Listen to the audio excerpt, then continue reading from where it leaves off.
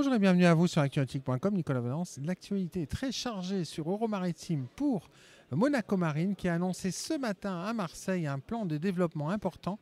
Je vous propose de rencontrer tout de suite Chantal Lemétayer, CEO de Monaco Marine, pour tout nous expliquer. Chantal Lemétayer, bonjour. Bonjour Nicolas. Actualité chargée pour Monaco Marine. Ce matin, vous avez annoncé un gros plan d'investissement sur Marseille. On le connaissait déjà depuis un an, mais là, il s'est précisé et c'est impressionnant. Vous allez tout nous dire. Mais auparavant, quelques mots sur Monaco Marine. Alors Monaco Marine, c'est un réseau de chantiers navals de Monaco à Marseille qui fait de la réparation de bateaux de toute taille, du plus petit de 8-10 mètres jusqu'au plus grand, plus de 80 mètres. Quelques chiffres sur Monaco Marine. Aujourd'hui, Monaco Marine, 80 millions d'euros de chiffre d'affaires, 220 collaborateurs, l'équivalent de 650 en équivalent de temps plein chez nos co-traitants, en plein développement. Avec 9 implantations sur la Côte d'Azur, si vous pouviez nous donner la liste, parce que c'est très impressionnant. Alors si nous partons de l'Est, nous sommes donc à Monaco, qui est le berceau historique du groupe, mais également à Beaulieu-sur-Mer, Saint-Laurent-du-Var, Antibes, Golfe de Saint-Tropez, la Seine-sur-Mer, La Ciotat et depuis 2 ans, Marseille. Alors Monaco Marine, c'est une entreprise qui est relativement récente, elle a 25 ans. Et alors ce qui est dingue, c'est d'où elle vient, pourquoi elle a été créée. Parce que rien que ça, c'est un conte en soi. Oui, elle a été créée par Michel Ducrot, notre actionnaire, qui arrivait du monde des épices et qui, chemin faisant, était un plaisancier averti et était en recherche d'endroits de qualité pour faire chérir son bateau préféré. Et donc finalement, il a eu l'idée d'essayer de s'y mettre lui-même, à se décarcasser et à réparer des bateaux. Donc on a commencé par des bateaux d'une taille de plaisancier, c'est-à-dire de bateaux entre 8 et 15 mètres. Et petit à petit, le groupe s'est développé autour de cette idée naissante à la base. Idée naissante parce qu'effectivement, il y a 25 ans, faire entretenir son bateau de plaisance ou son yacht, finalement, c'était pas si simple que ça. Le marché existait peu, le yachting, on n'en parlait pas du tout. On parlait du bateau, on parlait de plaisance, on parlait de petite plaisance. Et là, on avait des artisans plus ou moins avertis, plus ou moins professionnels. Et donc petit à petit, effectivement, ce marché s'est développé, les bateaux ont grandi en taille. Et quelque part, les acteurs comme nous, mais d'autres, tout le monde a dû s'adapter, se professionnaliser, monter en compétences, en technicité. Et on a accompagné la croissance des bateaux du parc installé par la croissance de nos infrastructures à terre. Vous êtes décarcassé quelque part en inventant la maîtrise d'œuvre dans l'entretien d'un yacht. Parce que ça n'existait pas. Effectivement, nos clients étaient demandeurs d'un service complet. Ils avaient envie de nous confier les clés de leur unité et quelque part être tranquilles sur le respect de la qualité des travaux, du planning des travaux.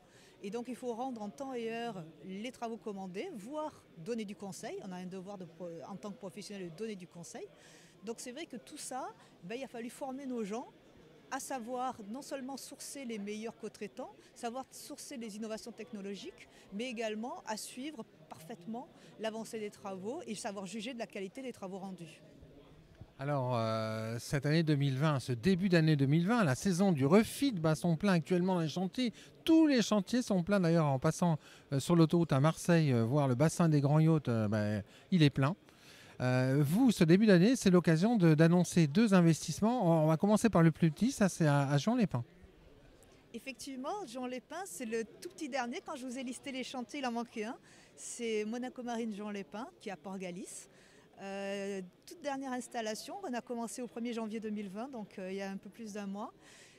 Il s'agit d'attirer des unités jusqu'à 15 mètres, donc le plaisancier local du Cap d'Antibes, et également de proposer des services à terre, puisqu'on aura un grand bâtiment de 1000 mètres carrés pour accueillir des annexes ou des jouets, des toys, des jet skis, etc., pour pouvoir les entreposer et également les entretenir à terre. Ça, c'est pour vous, ça optimise en fait le fonctionnement de vos différents chantiers. Parce que quand vous aviez des bateaux de cette taille, vous pouviez les traiter, mais là, vous allez pouvoir optimiser le traitement de ces bateaux sur ce chantier dédié. On va pouvoir surtout proposer une prestation complémentaire de gardiennage à terre de ces unités à couvert. C'est une demande des plaisanciers qui est très récurrente et qu'on ne savait pas satisfaire, sauf à Saint-Tropez. C'est le seul endroit où nous avions des grands hangars pour proposer cette prestation. Donc aujourd'hui, également dans le 06, nous serons capables de proposer cette prestation. Alors là, on parlait de bateaux jusqu'à 15 mètres. Là, chers auditeurs, vous êtes derrière vos écrans, soyez bien assis. Là, on va parler de bateaux de plus de 80 mètres, de 80 à 120 mètres. Ça, c'est un investissement unique au monde. Vous venez d'acheter, de passer commande d'un ascenseur à bateau. Il peut soulever des bateaux de quel poids, Chantal? Alors là, on est parti sur des unités de 6000 tonnes. Donc le groupe a vraiment vocation à être généraliste. Donc on va du plus petit bateau jusqu'au plus grand. Et sur cette unité à Marseille, on sera à même d'accueillir 4 unités de façon simultanée, libres de tout mouvement, dès mi-2022. Ça, c'est assez hallucinant parce que pour traiter un bateau de 80-120 mètres, il faut une forme.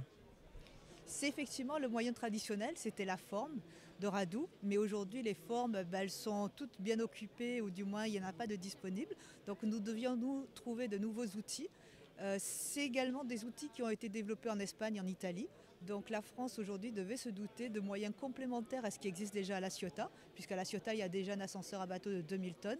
Donc aujourd'hui ce nouvel investissement permettra de s'adresser à cette clientèle en plein développement des unités de plus de 80 mètres.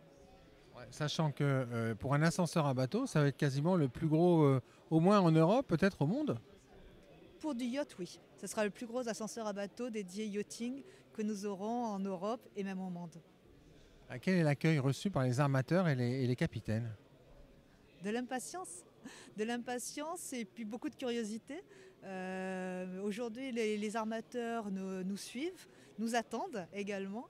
Et aujourd'hui, effectivement, nos clients vont d'unités de plus en plus grandes. Et donc, on voyait certains de nos clients nous échapper puisqu'ils achetaient des bateaux au-delà de 80 mètres. Donc aujourd'hui, on va pouvoir accompagner ce développement de la plaisance et le développement de nos clients. Chantal Lemétayer, en conclusion, pourquoi est-ce qu'un plaisancier, un propriétaire de bateau ou un armateur, là ça dépend de la taille du bateau, le bon substantif, pourquoi il devrait travailler, choisir de faire entretenir son bateau chez Monaco Marine? Je crois que nous partageons la passion du bateau et de la mer. Et quelque part, cette passion fait notre exigence. Nous avons la même exigence que l'armateur sur la qualité, le soin attendu, le soin à la fois de l'unité et de l'équipage. Et c'est une préoccupation constante de Monaco Marine, à la fois d'avoir les meilleurs standards en termes d'environnement, parce que nous devons respecter la mer. C'est un engagement profond et c'est vraiment fait partie de notre ADN. Et aussi de respecter les unités qui nous sont confiées et les personnels accueillis au sein de nos chantiers. Merci beaucoup Chantal. Merci à toi Nicolas.